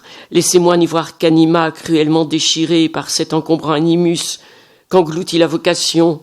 Mais non, cette jeune fille nue, c'est ma sœur,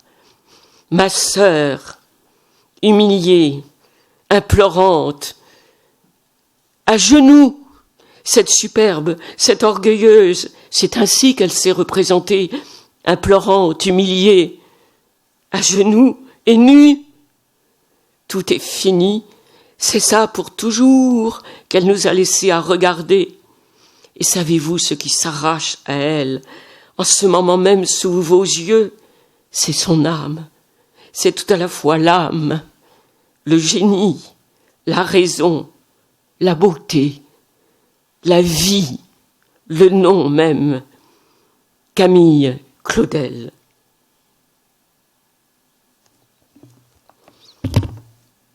Alors, pour finir sur le génie, et puis pour parler de celui que j'aime plus que tout, Jean Racine, Claudel a écrit un texte.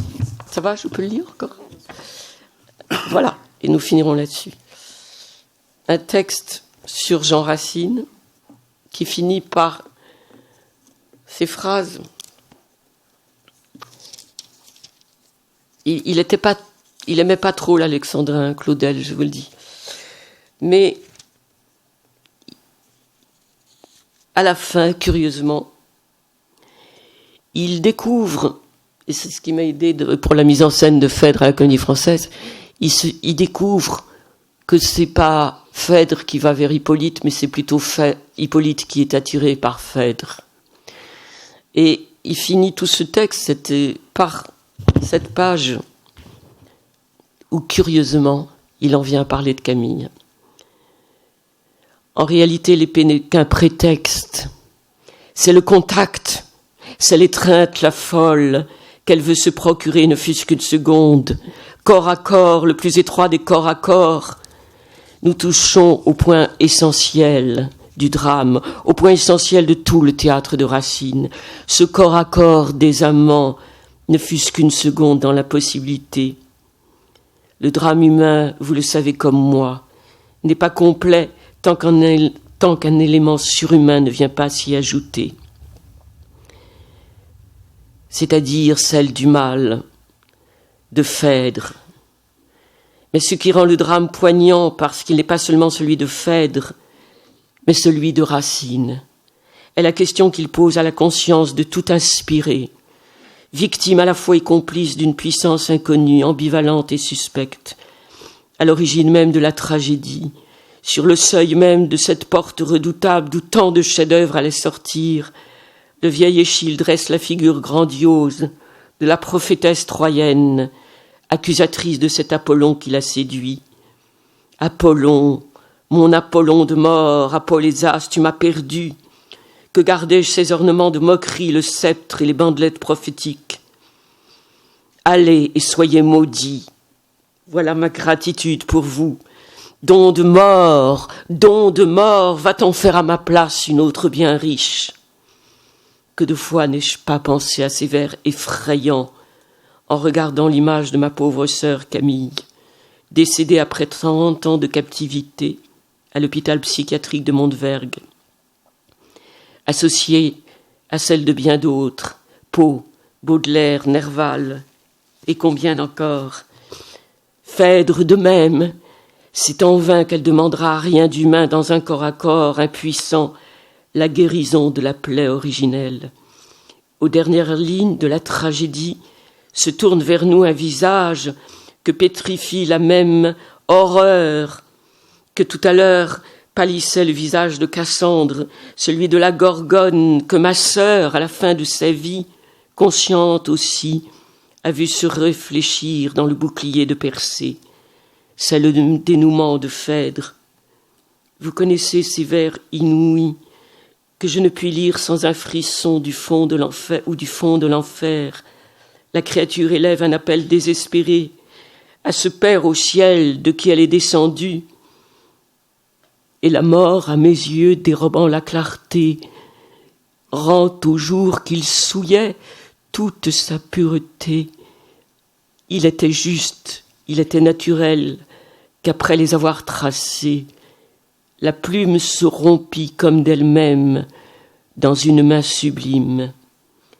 C'est seulement en préparant la lecture du présent dialogue que je me suis demandé la raison de cette suggestion d'une analogie entre Phèdre et Cassandre, et plus inattendue encore de ce goût de Racine pour le thème d'une femme amoureuse passionnée d'un homme qui ne l'aime plus. Trait de lumière, depuis ma conversion, depuis que m'est tombé sous les yeux le chapitre des Proverbes, je n'ai cessé de voir dans la femme une image de la sagesse divine. La sagesse divine repoussée par les hommes. Voilà, je voulais...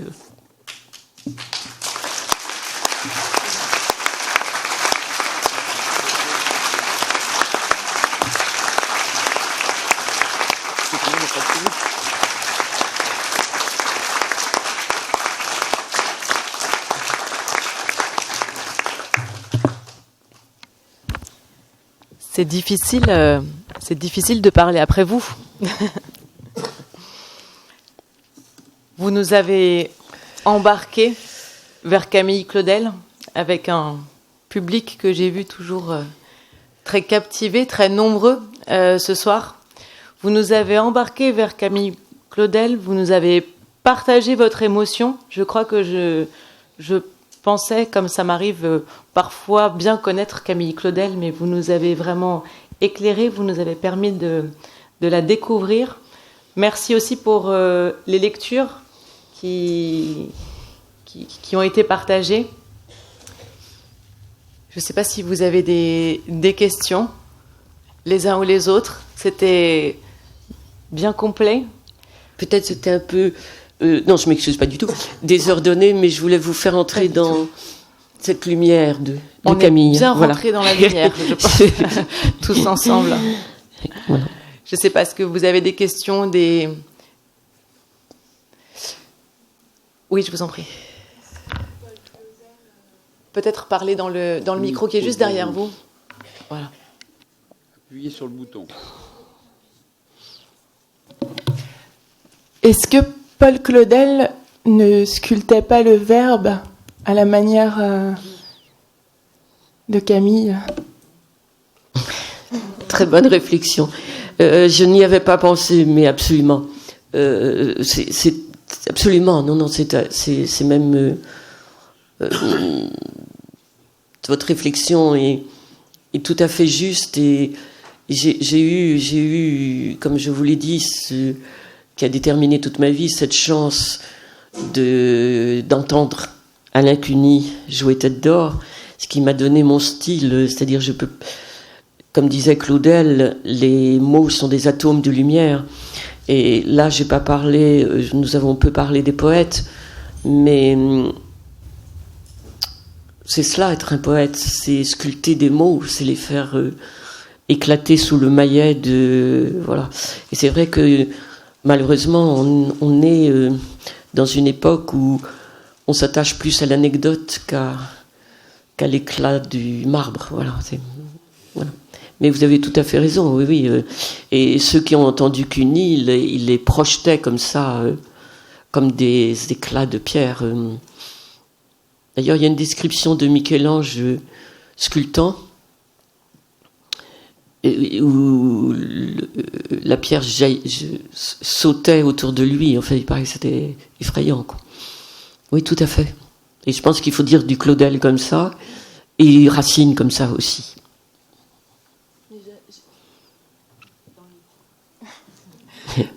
Je crois qu'il n'a pas toujours été très tendre avec Racine, Claudel. J'avais lu un extrait d'un texte de Claudel qui parlait de Racine d'une manière un peu... comme vous disiez, il n'aimait pas les alexandrins et... Oui, faut distinguer deux choses. Oui, c'est intéressant, faut distinguer deux choses. Claudel n'est pas du tout alexandrin. Il est plutôt sur les Grecs, sur le chant grec. Mais en même temps, il lui rend hommage là. Et quel hommage quand il dit.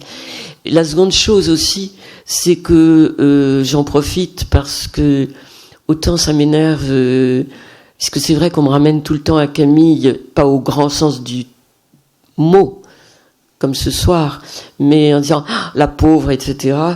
Et autant aussi, je pique des colères, et je peux répondre là sur le lien entre Claudel et sa sœur, et pourquoi Claudel a pu la laisser 30 ans à l'asile, je pourrais en parler, mais aussi sur Racine, je n'en peux plus d'entendre Racine, arriviste, courtisan, menteur. C'est effrayant, quoi. C'est comme ça. Il y a des légendes qui se propagent et qui sont nées d'horreur, enfin déjà des ennemis de Racine, du temps de Racine, mais en plus repris comme ça au 19e siècle, au 20e siècle, et puis Racine est forcément un trahi Molière, et Racine, alors que Racine est pour moi comme Rimbaud, comme disait Rimbaud, après Racine, ça sent le moisi, c'est un être dévoré, quoi. C'est un... Voilà. Et j'aimerais mieux qu'on parle aux jeunes de Racine comme ça. Si vous commencez à parler de Racine en disant, d'abord ce que je dis aux jeunes, Racine a eu 17 ans, il ne faut pas l'oublier. Camille aussi, c'est pas les 30 ans d'asile. Camille a été une jeune fille qui s'est donnée à Rodin dans une nuit érotique de folie. Enfin, il suffit de regarder les sculptures de Rodin. Puisque Camille était son modèle pour savoir que c'était pas sagement au coin du feu, que les sculptures de Camille hurlent l'amour, que les textes de Racine hurlent un érotisme, un désir foudroyant, foudroyé, et que comme je vous disais, si Mozart n'était pas cet imbécile qui éclatait de rire toutes les 5 minutes, quand on lit sa dernière lettre avant de mourir où il dit enfin je vais retrouver le seul lieu où ma musique sera entendue, ça vous fait réfléchir, quoi. C'est des êtres dévorés, voilà. Par contre, c'est vrai que Claudel, l'alexandrin, ne lui convenait absolument pas. Mais vraiment, c'était pour lui, d'ailleurs le texte Conversation sur Jean Racine, il le dit, voilà, pour lui c'était, vous savez, Patrice Chéreau était totalement allergique à l'alexandrin, ça peut arriver. Pourtant il a monté Phèdre, mais c'est-à-dire que c'est quelque chose. Claudel, c'est pas son écriture. Claudel, là ce que je vous ai lu, c'est ô arbre, comme tu têtes la terre. Donc l'alexandrin ne lui va pas. Sauf que l'alexandrin, c'est pas non plus gna gna gna gna gna gna, que c'est le contraire. L'alexandrin, c'est Claudel qui m'a appris à dire l'alexandrin foudroyé. Voilà. Comme quand Cuny jouait Thésée, on a encore des enregistrements. tout d'un coup, on entend Racine, quoi. Voilà. Je me suis permis d'apprendre quelque chose à Madame Elbé. C'est qu'un maire, Jacques Madoul, a été quelques années maire. À un moment, il y avait un problème entre les communistes et les autres. Il a accepté. C'était le grand traducteur de Claudel. Je suis un peu gêné de dire qu'il fallait un traducteur pour Claudel, mais Madame Elbé a confirmé. Et nous avons d'ailleurs, à Madbande, j'ai fait baptiser une place Jacques Madoul, car c'était quelqu'un d'extrêmement important, et Madame Elbé a confirmé, bien sûr. Oui, c'était le grand ami de Paul Claudel. Et... ça mène quelque part d'être maire à Issy-Moulineaux. Mais, mais s'il y a des questions, n'hésitez pas, mais évidemment qu'il aurait pu la sortir. Mais la sortir de... Oui, c'est... Enfin, évidemment.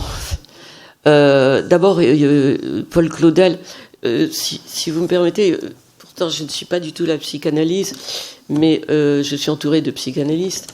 Et il y avait quand même... parce que ça pose des questions, et quand même dans la revue L'Âne, qui est quand même la grande revue psychanalyste, à l'époque où j'avais sorti le livre, ils avaient, je ne vous lirai pas tout, ils avaient posé cette question que je trouvais formidable, et c'est pour répondre aussi au lien entre Claudel et sa sœur. Ça s'intitulait « L'échange, Camille Claudel ». Camille Claudel est restée 30 ans dans un hôpital psychiatrique. À qui la faute ? Ma question à moi, donc c'est un psychanalyste qui écrit, ma question à moi est celle-ci. Pourquoi faut-il qu'il y ait faute ? La réponse est contenue dans la question parce que, faute de trouver la faute, le mal devient un insupportable absolu. La notion de faute est nécessaire comme celle de coupable et de punition. Aujourd'hui, le coupable, au féminin la coupable, est la société, la famille, la mère. Aussitôt, l'opinion se partage entre la défense et l'accusation. La presse se transforme en tribunal et chacun retrouve bonne conscience.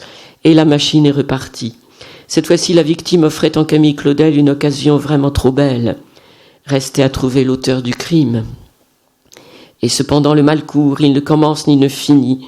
Cela est proprement insupportable. Le forfait était consommé le 10 mars 1913. Toutefois, Camille vivait depuis déjà plusieurs années en recluse dans son atelier, l'enfermement contre la persécution. Est-ce dire que le mal est inévitable et qu'il ne faut rien tenter pour le réduire ? Il est inévitable. Et il faut tenter de le réduire.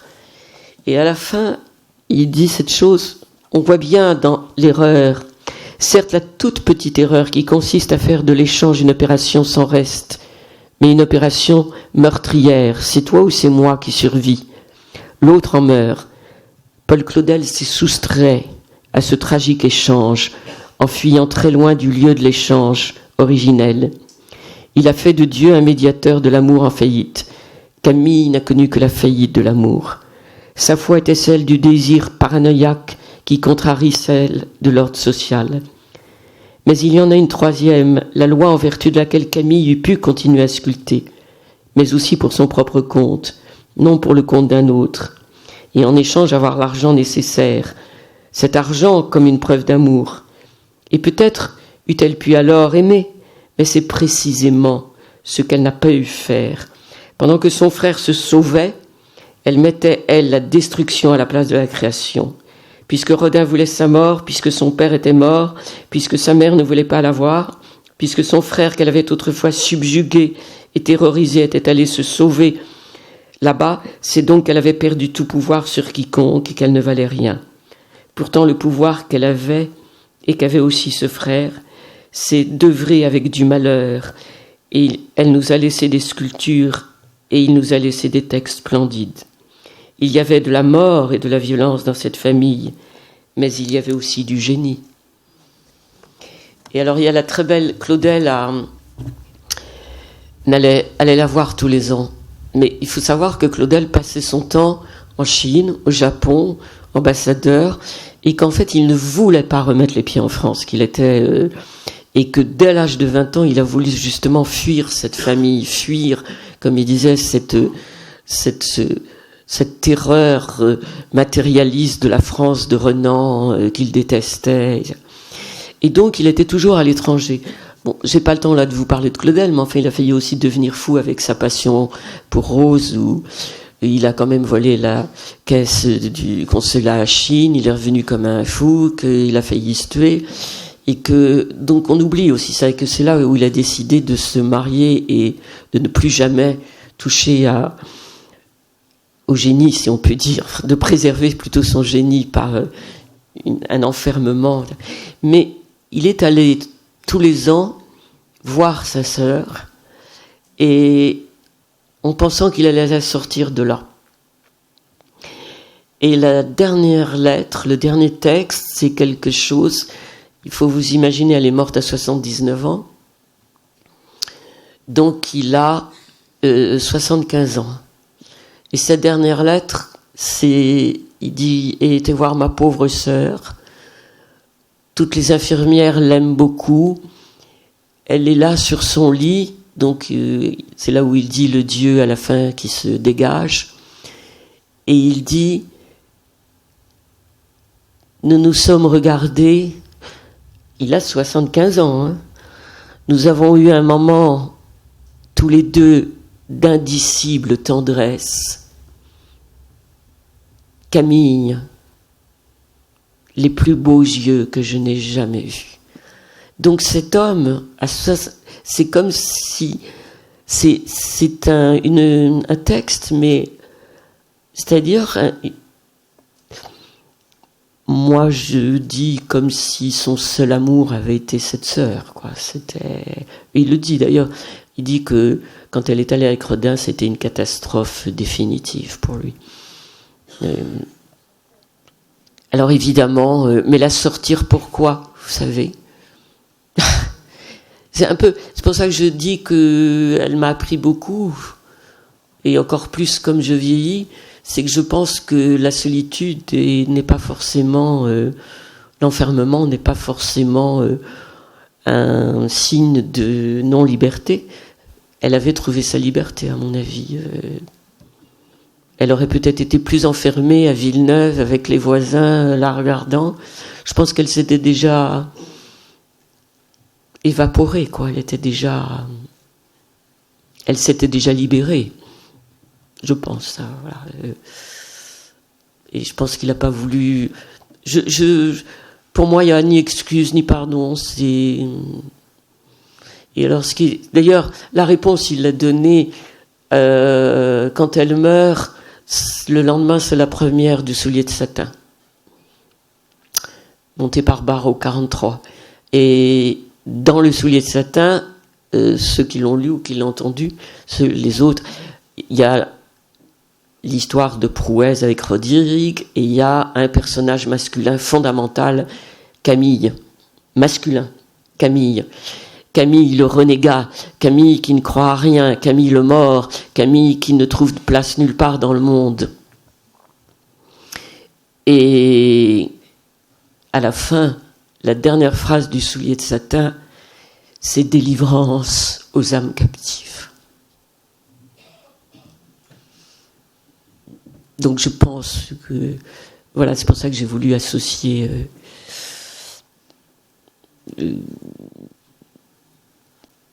et je dis aussi, oui, ne nous enfermons pas dans des débats qui enchaînent ces archanges foudroyés à nos pauvres questions, à nos pauvres petites questions. Parce que Camille, à aucun moment, et comme moi, à aucun moment, alors en tout cas, je dirais que je n'ai pas de subvention parce que je suis une femme, je n'ai pas... Non, c'est pour ça que, monsieur le maire, je demande qu'on me présente toujours comme metteur en scène, écrivain, parce que j'ai rêvé d'être Tolstoï et actrice. Je dis exprès, et je voulais être d'abord un homme de théâtre, ce qui voulait dire un homme de théâtre, c'est-à-dire tête d'or, quoi. Un homme de... Voilà, c'est tête d'or. C'est parce que je suis quelquefois déjurée et je suis effondrée. Mais je vous l'ai dit, effondré dernièrement pour récompenser des pièces, et tout d'un coup, les hommes autour de la table, pas les femmes d'ailleurs, disent « Mais c'est épouvantable, on a retenu 9 auteurs hommes et une autrice femme. » Déjà autrice, c'est... on peut pas dire... Je vous parle pas de maîtrise ou metteuse, qui pour moi j'ai l'impression de tourner un film porno, mais bon. Et écrivaine. Bon. Et là, mais tout, on a dit, mais c'est épouvantable. C'est-à-dire que j'ai dit un peu avec humour, j'ai dit, le prochain livre que je propose, je vais prendre un nom d'homme, parce qu'au moins, peut-être qu'ils regarderont l'œuvre avant de dire, ah, c'est une femme, il faut l'aider. Je vous dis ça parce que je trouve que il faut pas réduire Camille Claudel, surtout pas une victime. Je trouve que c'est la pire chose que vous lui faites. Parlez d'elle, dites. Au contraire, moi, je trouve qu'elle nous a ouvert l'avenir, qu'elle nous a. Enfin, ce que dit Artaud sur. Peut-être qu'il faut que certains génies, oui, se sacrifient pour précisément que l'humanité pense qu'il y a des choses plus importantes que cette pauvre terre. Moi, vous savez, pour moi, les aliénés, c'est... Je vais vous dire, les aliénés... J'ai pas parlé de l'art-thérapie. L'art-thérapie, comme je vous dis, je ne connais pas, mais je pense que ça doit être formidable d'accompagner un être à sortir de son enfermement. C'est le contraire, puisque les autres, on les enferme parce qu'ils rêvent trop. Mais pour moi, les aliénés, c'est... Mais vous parlez tous les jours, j'ai envie de hurler dans le métro, donc je rassure ma fille, je le fais pas. Quand je vois tous ces visages tristes penchés sur leur téléphone, qui n'ont pas idée que Michel-Ange existe, qu'il suffit qu'on regarde, qu'on écoute Mozart, mais qu'on écoute vraiment comme ça, à qui on n'a pas donné l'idée. Ah oui, je finirai là-dessus. Parce qu'on se dit, oui, il faut enseigner, oui. Je finirai là-dessus. Oui, ça c'est formidable. Pour vous dire, mais pourquoi des génies naissent comme ça? Pourquoi une petite fille, tout d'un coup, rêve de faire de la sculpture? Alors Mozart, on peut dire son père faisait de la musique. Mais pourquoi Johannes Kepler, un des quand même plus grands physiciens, je ne vous parlerai pas de Kepler parce qu'on a pour la nuit, battu par son père ivrogne, qui tient un débit de boisson. À 3 ans, il est confié à sa mère à la garde de ses grands-parents. Il a la variole, il échappe de justesse à la mort. Il a des croûtes de tous les côtés. Il a des abcès, la gale. Je vous dis ça parce que je pense au camp de réfugiés, tout ça. Il est dans un état absolument abandonné de tous les côtés. Et durant sa petite enfance, sa mère invite le futur astronome à lever les yeux vers les étoiles. Il a 6 ans. En 1577, sa mère l'emmène regarder sur une hauteur une comète dont le monde entier allait parler. Et 2 ans plus tard, ce père qui le battait, qui était complètement ivrogne, imbécile, d'ailleurs il a disparu à la fin, l'invite à contempler une éclipse de lune. Ce souvenir lui revint des années plus tard. Donc je vous invite à contempler les étoiles. Et puis à croire au génie. Moi je crois que ils sont pas si malheureux que ça.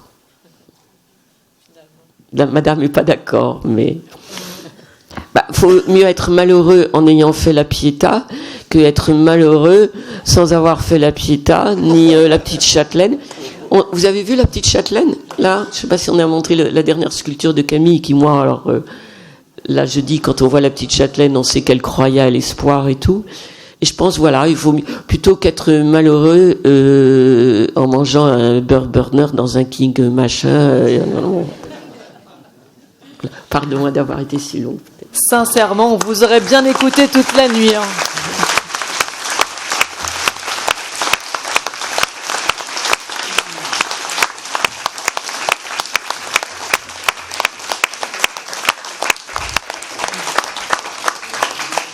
Alors, à défaut de vous écouter toute la nuit, on va vous proposer un moment de dédicace tous ensemble là-haut et puis autour d'un verre.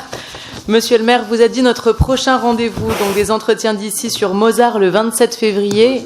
Et nous aurons dans notre programme culturel riche un prochain rendez-vous le 15 novembre au Palais des Congrès Charles Aznavour avec Franck Ferrand et le 28 novembre à l'Auditorium avec le portrait de Dorian Gray. Donc voilà, on continue une programmation bien riche. Merci beaucoup à tous. Merci beaucoup Anne Delbé.